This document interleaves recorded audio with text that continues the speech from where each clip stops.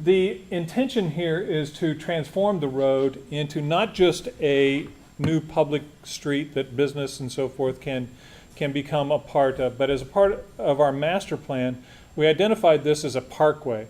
And the reason why is that the long-term plan of the beautification improvement plan is to have a connected walkway system throughout the Drew Park area. And so this is one of the main component pieces as to make a major improvement on pedestrian accessibility. So this project includes the construction of an 8-foot wide sidewalk on the east side of the road, and a 5-foot wide sidewalk on the west side of the road. Those are continuous. They will run from Tampa Bay Boulevard all the way to Hillsborough Avenue. So you will now have a continuous walk environment. It will be quite wide, and there is also additional right-of-way for landscaping in those areas. One of the things that's happening is that the ditches are being filled in as a part of this culvert that Kim spoke about. So you'll see now nice lawn areas and grass areas for better maintenance and better access to the street, and obviously a much better appearance.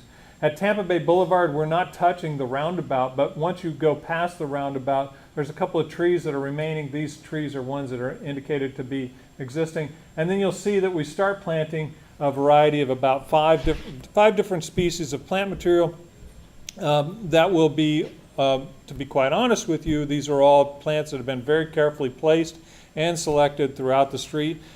Because of the volume of utility work that is here, both underground and overhead, so that we can make sure that we don't have utility conflicts. So there will be I'll go through specifics on the plant material in a few minutes, but cabbage palms, crepe myrtles, those sorts of plants that are quite small, but they're being planted, they're not being planted small, but they are not large, trees like oak trees. Okay, when we go to in more of the residential area where Virginia to Orient Road, you'll notice that there's these areas on the west side of the road where there's some limited planting, again, that's coordinated with the existing overhead utilities. The walkway is continuous on both sides. It meanders. Sometimes it's up against the back of curb. In this area, there's a large wetland, so we've accommodated the wetland, and these plantings are all to blend in with the existing environment. And then there are some drainage swales that are on the west side of the road, where water will go from the road and then be collected into storm structures. At MLK, we have 2 bus shelters. There are 4 bus shelters in the project. 2 of them will be located at MLK on both the east and west sides. I'll show you a picture of those in a few minutes. You can see them in these views here. This gives you a sort of an artistic view of what the street will look like. This is looking south on MLK towards the roundabout at Tampa Bay Boulevard. The view. At Osborne, this is more in the commercial area where there is continuous rows of plantings on both sides of the street. We've highlighted the intersections with a species of tababuia, which is a pink flowering different type tree, to accent the intersections. We have, in addition to the bus shelters, we have the bus stops that are located along the road. There are benches at those bus stops. And then, as was mentioned, there are new pavement markings at all of the crosswalks. So you'll see that there's a much improved pedestrian access at the intersection, so you have plenty of places to stand before crossing the road. It's a much safer, more visually, it's much easier to see cars coming and going in all directions at those intersections.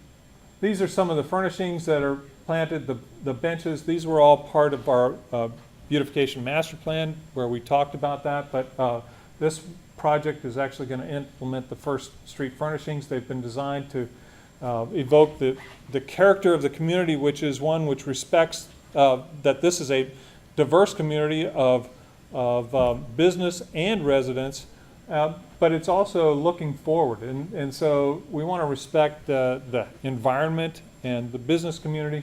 So we've selected sort of earthy colors of silver and grays to be most of the furnishings. And you'll notice that this bench plays off of the idea of the environment with the character of the reed strands in the back of the bench. They have backs on them, and they are placed at bus shelters and at bus stops. There's 17 of them, 17 benches on the project. There's 11 of the litter receptacles, and then we place at the shelters the bike racks. So this is the bus shelter. It's a Brasco International bus shelter. It's 12 foot by 11, or 12 foot by 5 foot. It's glass. It's unique to this community and very attractive, we feel. Trees, again, I mentioned they're predominantly smaller trees: Chickasaw plum, purple trumpet tree, crepe myrtle, dahoon holly, and sable palm. You can see here the numbers that we're talking about and the sizes that we're planting them. 47 of the Chickasaw plum, 88 of the purple trumpet tree, 159 crepe myrtle, 12 dahoon hollies, and 221 of the sable palms on the project. So a fairly significant number of plant material will be coming back into this project after it's complete. Some of the species of ground cover are all designed to be both very hardy and low maintenance, because we want them to look as the best possible with the least amount of maintenance. So we're using a lot of agave and some aloe, and then Indian hawthorn, which is used over on the cargo road. So it's a very common plant. It's very easy to maintain. And then perennial peanut, which is a ground cover, which is very easy to grow. It's very durable. It takes a lot of traffic. It's just a wonderful plant.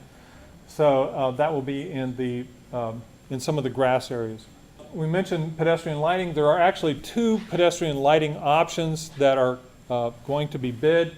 There is one. This shows you the preferred version by the advisory committee, which is the Leo, and then there is an alternative slide. The Leo is a little bit higher cost, so we're wanting to bid both of them and see where they come in and get some more information. So that's still being developed, but that is part of the project.